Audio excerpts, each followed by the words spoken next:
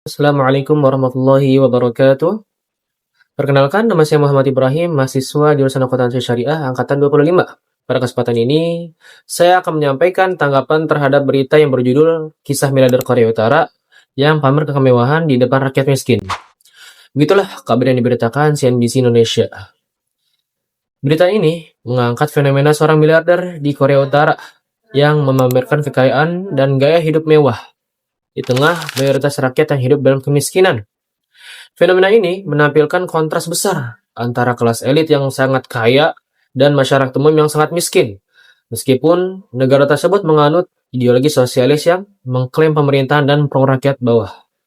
Dalam penyampaian ini, saya akan memberikan tanggapan dari dua perspektif, yaitu perspektif ekonomi mainstream dan perspektif ekonomi Islam. Kita masuk pembahasan pertama, perspektif ekonomi mainstream. Dari sudut pandang ekonomi mainstream, masalah yang utama yang terlihat adalah adanya ketimpangan pendapatan yang ekstrim tentunya. Dalam teori ekonomi, ketimpangan semacam ini muncul karena yang pertama, akses ekonomi yang tidak merata. Kedua, kebijakan negara yang tidak transparan. Tiga, korupsi serta monopoli oleh elit-elit. Dan yang keempat, kegagalan regulasi pemerintah dalam mendistribusikan sumber daya. Ketimpangan yang parah berdampak langsung pada stabilitas sosial dan pertumbuhan ekonomi di negara tersebut.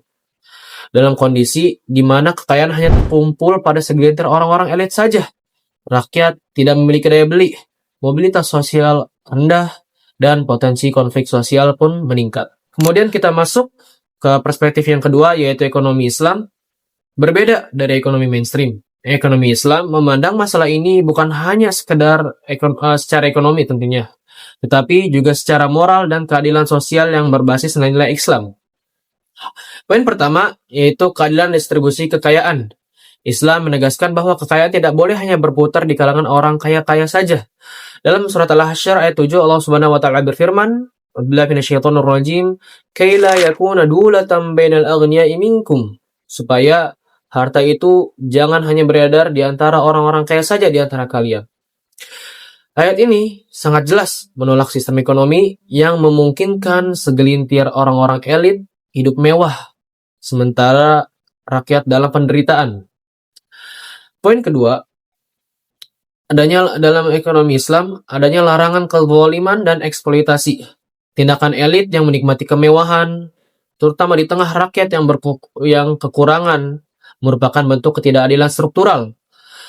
Dalam surat Al-Mutaffifin ayat 1-3, "Wailul lil mutaffifin alladzina idza iktalu 'alan nasi yastawfun wa idza kaluhum aw wazanuhum yukhsirun." Celakalah bagi orang-orang yang curang, yaitu orang yang mengambil keuntungan untuk dirinya namun merugikan orang lain.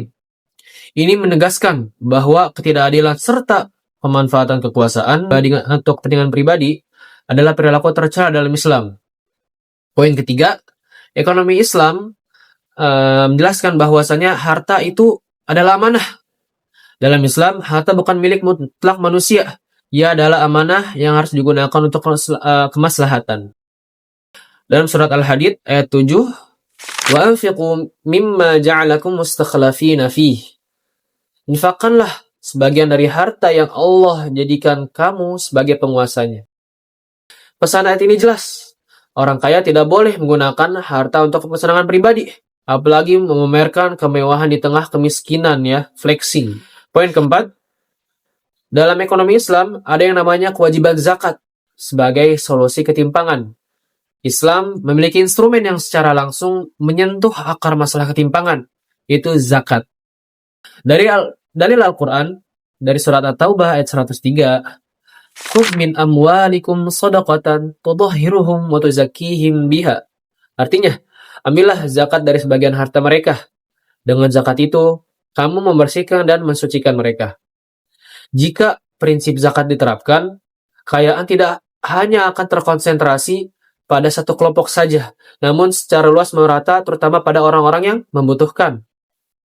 Kemudian yang terakhir, poin kelima, dalam ekonomi Islam atau agama Islam, adanya larangan monopoli dan penimbungan.